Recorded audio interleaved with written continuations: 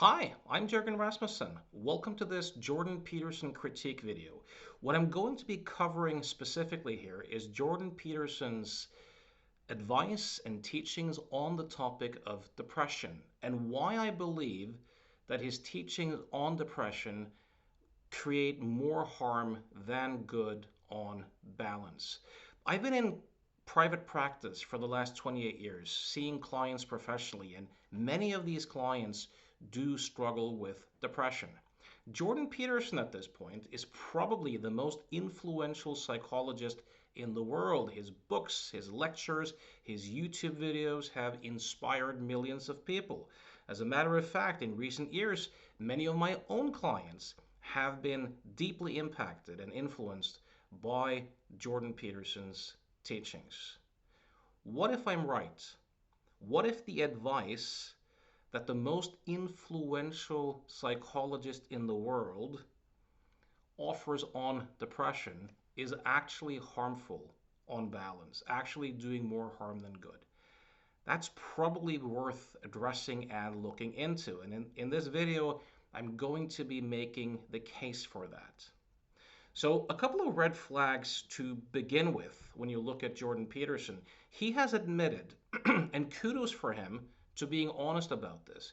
He has admitted to struggling with depression for most of his adult life. And he has also admitted that he has spent decades on antidepressant medication. I don't know if he's currently on them, but I know that he has been on them for several decades. And when the shit has hit the fan in Jordan Peterson's life, what he resorts to are benzos.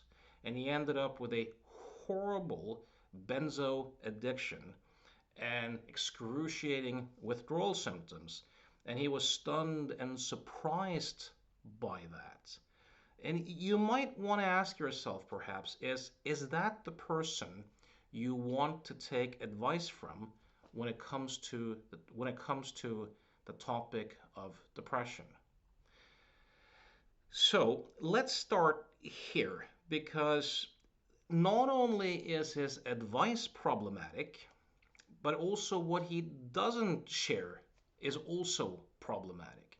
So in several videos, including an interview with Lex Friedman, he makes the following distinction, where he says, look, are you having a terrible life, perhaps no friends, no romantic relationship, you don't have a job, things aren't working out, or do you have depression?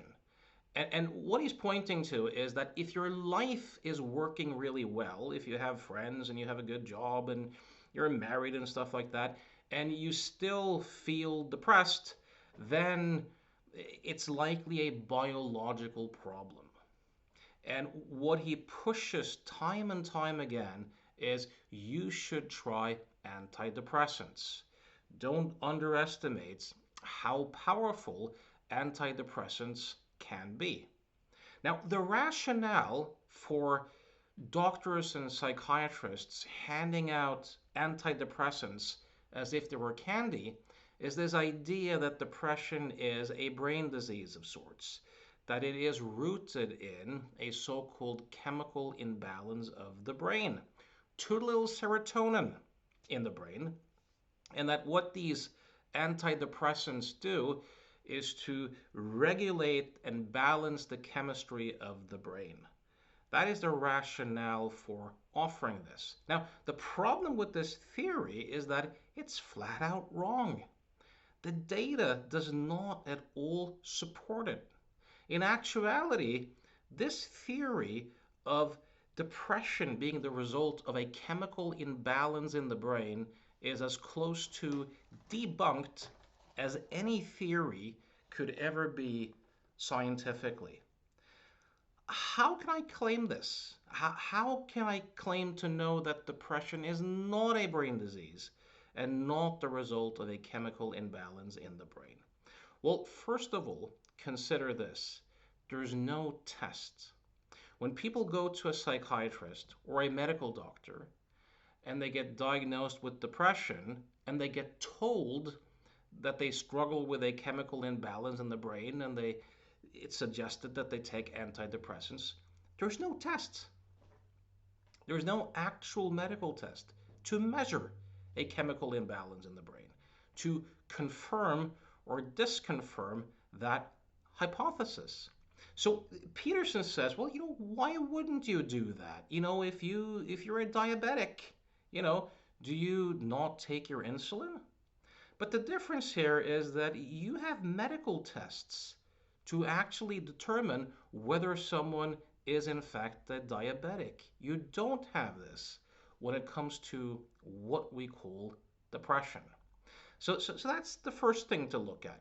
Now, those who advocate for antidepressants will say, yeah, but look, the antidepressants work. They work quite well for many people. That is true, but not for the reason that people think.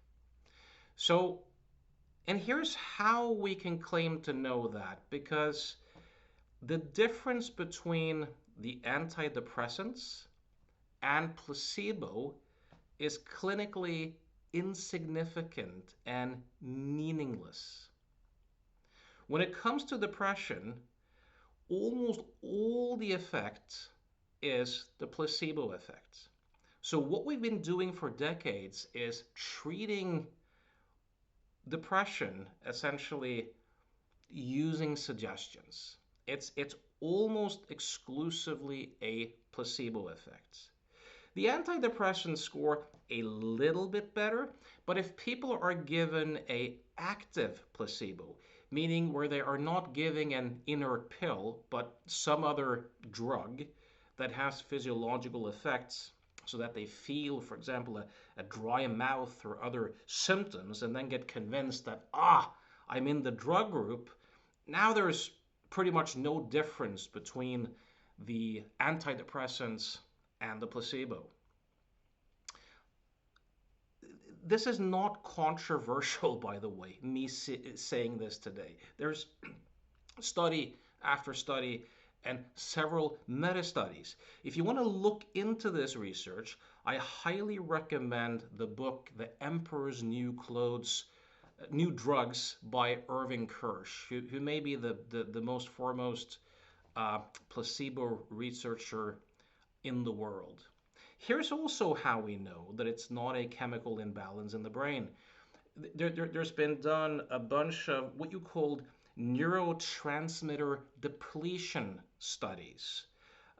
When Kirsch wrote his book, and that's more than a decade ago, The Emperor's New Drugs, there had been done 90 of these neurotransmitter depletion studies. And what you do there is that you give people this beverage, this mixture of amino acids, but you exclude tryptophan, which is the amino acid needed to produce serotonin. So when people take this, within a couple of hours, they experience a strong depletion of serotonin. This does not make people depressed. Actually, if you reduce people's levels of serotonin and dopamine and norepinephrine, it doesn't really alter people's moods at all when you do these neurotransmitter depletion tests, right? So that pretty much kills the theory right there. The only people who have a slight shift in mood, not enough to get depressed, but slight shift in mood, are people who are in remission, so to speak, from depression, and who currently are on SSRI medications. Here's another way that we know that this whole chemical imbalance theory in the brain thing is bunk, and that is that you have several antidepressants. You have SSRIs, which are selective serotonin reuptake inhibitors that are supposed to boost the level of serotonin in the brain between the neurons, right? To prevent a certain aspect of the serotonin to be reabsorbed into the sending neuron, right? You have other antidepressants, which is called NDRIs, and these are norepinephrine dopamine reuptake inhibitors. These are designed to increase the amount of dopamine and norepinephrine in the brain. And you have SSREs, which are selective serotonin reuptake enhancers. And these drugs are designed to actually lower the levels of serotonin in the brain. Now, guess what? All of these different types of antidepressants are selective. They work on different neurotransmitters. They're all just about equally effective. Think about that. And the difference between them and the placebo is clinically insignificant and meaningless. So if you take something called the Hamilton scale, where you can score 54 points, the difference between placebo and these drugs is 2 points. You have to score 9 points for something to have a mild effect, right? So why is Jordan Peterson pushing this? Yes, antidepressants, a lot of people who take them feel that they're effective, but they don't correct a so-called chemical imbalance in the brain. That's not what's going on. You see, there are several reasons why this is so bad advice. So A, these drugs are addictive. They come with a bunch of side effects, and quite often they have pretty strong withdrawal symptoms. They're psychoactive drugs and they're addictive, right? What it also does is remember that people who depress have a perception usually of hopelessness and a lack of agency. When people are suggested to go on these drugs under false pretenses, where it's implied that they have a biological disease, a chemical imbalance in the brain, they're essentially told you have a broken brain, there's not that much you can do for yourself, it's mainly about this chemical imbalance. How empowering is that? There's a psychiatrist by the name of Joanna Moncrief who's written an excellent book called The Myth of the Chemical Cure. She also has talks on this topic on YouTube that I highly recommend that you watch. And her argument, which I think is an excellent one, is she says, look, a more honest way for psychiatrists and physicians to kind of market antidepressants, if you will, is if the client comes in and says, look, I'm struggling, I want a pharmacological solution. It would be for the psychiatrist to say, okay, we can give you this drug that's going to produce an abnormal mind state. It's a psychoactive drug. It's likely going to take the edge off your emotional life. You might feel a bit more lethargic. Your rumination might slow down. You might gain some weight. You might lose your libido. And on occasion, people might get quite panicky or even have some suicidal thoughts. Would that be preferable? And if the person says, yes, that would be preferable, to then go, well, here you are. But not market it as a cure of a chemical imbalance. People do this in life all the time with recreational drugs. They use drugs of various sorts to alter their state, and sometimes they prefer the consequences. It doesn't mean that the previous state was a disease state. Consider this example, alcohol. Let's say you have a friend who feels socially awkward and a bit anxious, and after having a beer and one shot, he feels less self-conscious. He feels in a better state to socialize. Is that wrong? No, it's one way of doing it. Uh, you might prefer how he feels after a beer and a shot compared to how he felt before he took that, right? But that doesn't mean that he's suffering from a brain disease where the brain lacks alcohol and that getting alcohol corrects the chemical imbalance. Here's something else also that's really interesting to notice, whether someone is psychologically oriented or not. Do you know what works just as well as antidepressant medication for people who are depressed? Exercise. There's study after study after study after study since the 1980s that shows that exercise is just as effective as antidepressant medication. You you you can get a lot of the same effects by walking an hour every day, or ideally to get your pulse up and to really work your body for like 30 minutes minimum 3 times a week. There's a lot of benefits here. It reduces your stress levels, it produces feel good hormones, it actually strengthens your brain, it makes your brain more effective. It increases your ability to regulate stress, emotions, builds your resiliency, and it also gets you out of rumination. Not only is it just as effective, it has no horrible side effects. It has no withdrawal symptoms, no real dangers connected to it. And when control groups are contrasted, people who do exercise are way less likely to slip back into depression than the people who have been on medication. Has this gotten as much attention in the media as antidepressants? No. Do doctors and psychiatrists push this in the same way? No. What might be the reason? Guild interests, money. There's no money to be earned by this.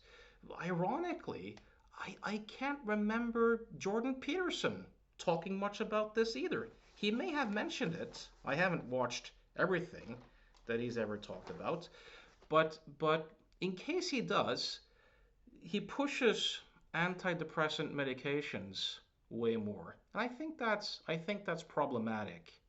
So on the other side, what is it that Jordan Peterson is not telling you that he should be telling you? Well, when it comes to people who depress, and by the way, depression isn't really a disease or something that we're struck by. It's largely something we construct and create ourselves. It's a result of how we relate to our own experience, how we engage with our own thinking. The most effective method on the market today for depression is what is called metacognitive therapy. The gold standard in the past was CBT, or cognitive behavior therapy. You used to have success rates around 50% of clients would improve.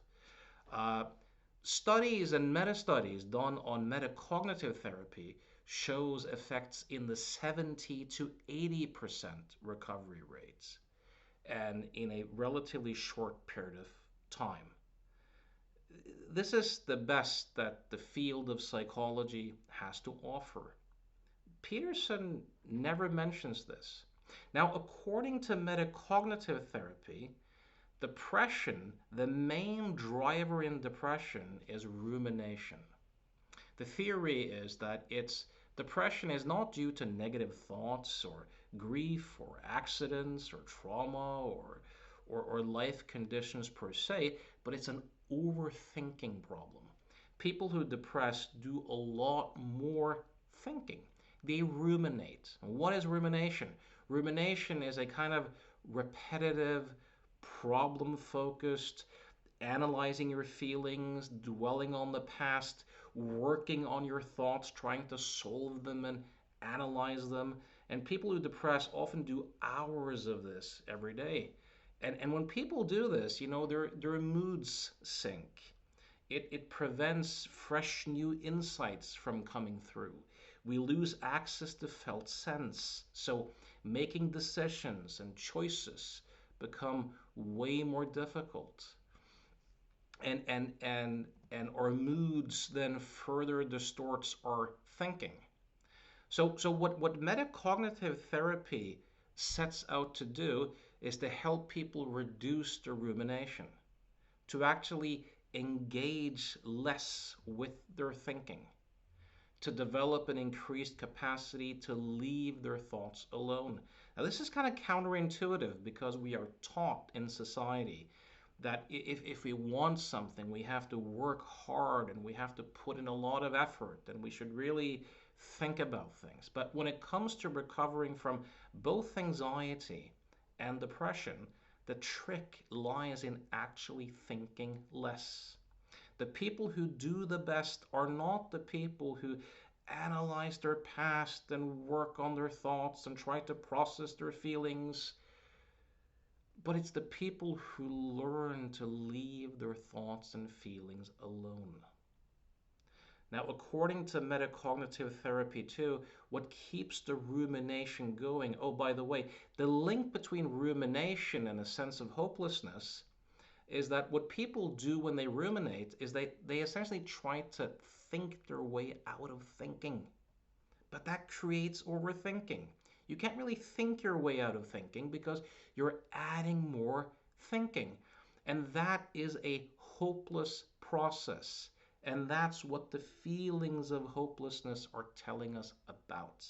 This is also why Peterson is mistaken when he says, look, if your life is going well, you have a partner and a job and all that sort of stuff, and you're still deeply depressed, it's evidence of this biological disease. No,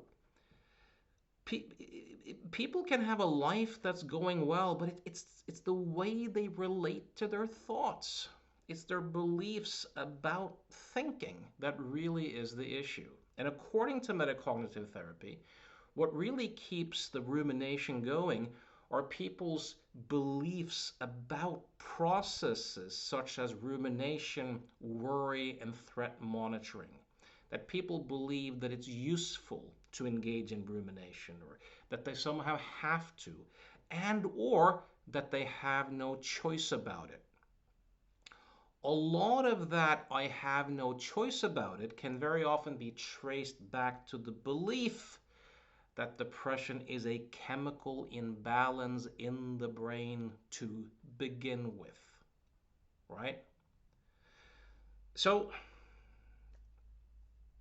and this matches my own experience throughout the years. If you could talk to people I've spoken to and have been able to help, who have been deeply depressed or very anxious, and you were to ask them what's different, a very common answer would be, I used to have so much thinking going on around that stuff, but now I hardly think about it anymore.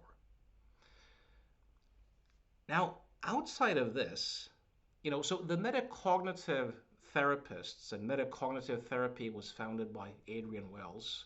This idea of teaching people detached mindfulness, to just kind of watch their thoughts and to clearly see thoughts as thoughts. There's also a premise that the mind is a self-regulating system, just like the body, that when you scrape your knee or you pull a muscle or you get a cold, there's an intelligence inside of you that's working to balance you out. And it's the same thing with the mind. That if you leave your thoughts and feelings alone, there's a wisdom in the system to self-regulate. But that it's our metacognitive beliefs, these ideas that we somehow have to, or that it's useful to ruminate, or if I only ruminate enough, I'll get to the bottom of things, or if I only worry enough, I can avoid making mistakes. It's these sorts of beliefs that keeps everything going. That's healthy. Now, outside of like psychological science, there was a guy called Sydney Banks back in the 70s who had some profound awakening experiences. And he's been teaching something that's called the three principles. He claimed to have discovered three principles that the human experience was made of. And I'm pretty sure that if there had been done scientific studies on the people who have been taught the three principles, you would have gotten equal or even better results than metacognitive therapy. Sydney Banks would posit that what's called mental illness is a misunderstanding of the role of thought as a principle.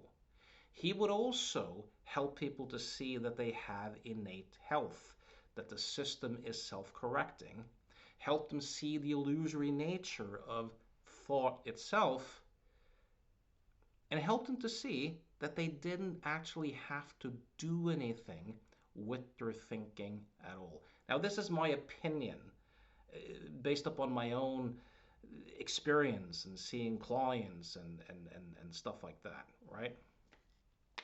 There's there's something else too which is interesting, and that is if you look at cognitive behavior therapy, the first cognitive behavior therapy was actually Albert Ellis, not R.M. Beck. He started a bit earlier.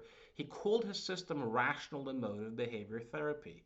Now, the CBT folks did most of the research.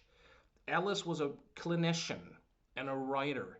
Now, he emphasized what he called the war on masturbation.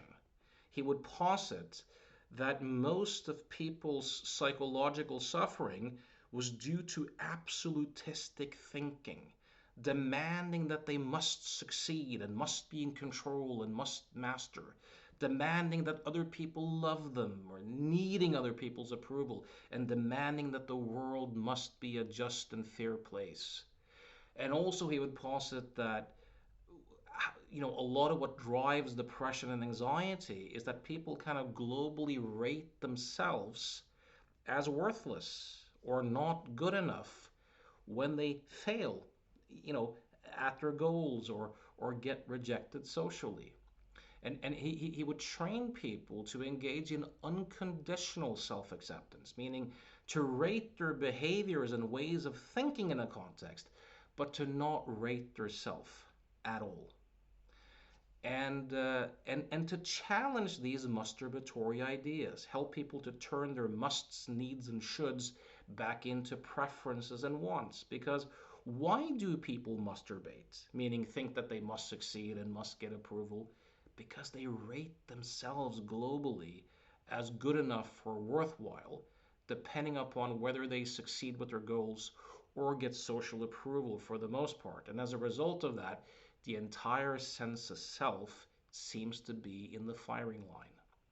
I have found Ellis's work extremely useful with my own clients. I think he's right about this to a large extent. I never see this emphasized in Jordan Peterson's teachings. He seems to often have a very absolutistic mindset. Even when he offers good advice, it's rules for life. It's very often in the spirit of you have to or you must. And I never see him really differentiating between criticizing what you're doing in ways of thinking, but not rating yourself or your own being. As a matter of fact, he often seems to do the opposite by saying, you're kind of not good enough the way you are, but if you work on yourself, you know, you can improve. Also, finally, I would add this. If you look at what the spiritual traditions offer, if you look at people like Eckhart Tolle or other people who have had these awakening experiences, what they've noticed is a differentiation between being and thinking. Waking up and seeing that who we think we are is not who or what we are. It's basically a thought construct. These sorts of insights can often be extremely useful for people who depress or anxietize because there's this constant identification with thinking, right? And you never see Peterson talking about any of this ever. Now, having said that, there's a lot of stuff I think Peterson does good and right. And as I said previously, I have a lot of respect for the guy. I think on balance, he probably does way more good than harm generally with his teachings. I'll offer some things here. So first of all, he has a tendency to emphasize to people that you really should have a code of ethics. You need to either adopt or develop a code of ethics in life, and that you need rituals. And this is something that they, in both CBT and metacognitive therapy, emphasize is that you don't have to be in a particular mood or a particular state to do most things. You can feel bad, but still train yourself to do them. And that's a great antidepressant. Uh, Peterson inspires people to pursue a meaningful life, a value based life, where you develop or adopt your own code of ethics, your own set of values, and where you try to create a meaningful life for yourself by living these values and virtues in the world. A life of meaning is a great antidepressant. I think the way Peterson teaches this is very, very good. He also emphasizes committed quality relationships. And having good quality relationships are some of the best antidepressants you can have. He's inspired so many people to not just live a life of short term transactional dealings and whims and hedonism, but again, instead to pursue meaning and to pursue quality relationships. He also preaches personal integrity, telling the truth. This tends to reduce people's stress levels. And he does a great job in arguing against victim identity and victimhood, just not on the topic of depression and antidepressants. But he does a great job in criticizing many of the ideologies that people, you know, identify this with today that teaches them to view themselves as victims. Radical feminism, woke ideology with its cancel culture and microaggressions and group identities.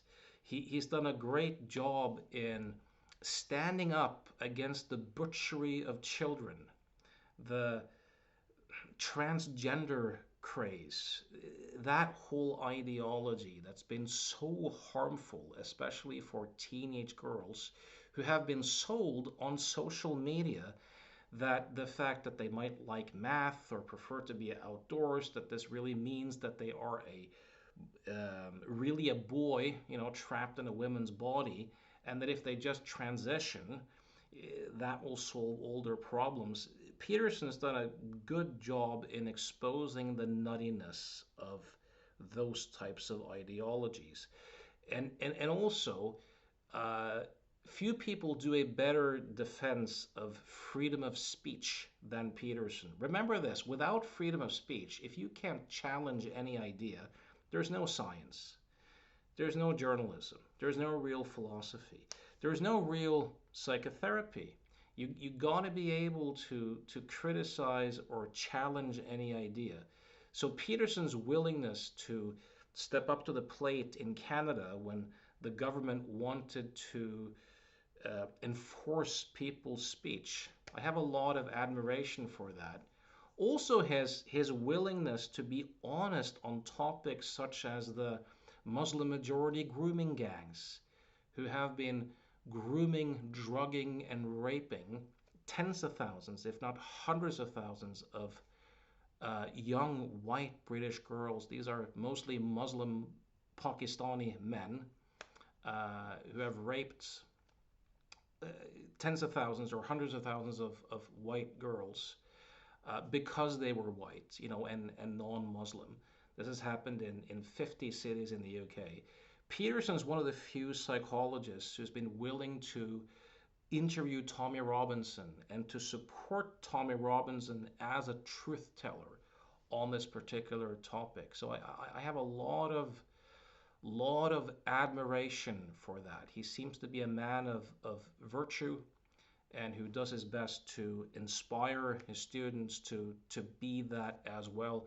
Finally, I also think Peterson does a good job in emphasizing the difference of behaving differently. So in CBT, there's a lot of emphasis on confronting your fears, exposing, doing the stuff you're afraid of, and for depressed people, you know, getting out, getting that walk, being social, engaging in meaningful activity, even if you don't feel like it, because the mind watches the behavior and tends to update the psychology based upon the behavior. All right, so these are my thoughts. I'd love to hear what you think, whether you think I'm right or wrong, or partially wrong, or anything in between. If my ideas resonate with you and you would like to explore and see whether you and I could be a good fit, if you want to make some changes in your life, I invite you to reach me at provocativehypnosis.com. We can schedule a talk and see if it makes sense to proceed together as a team. Thanks for listening.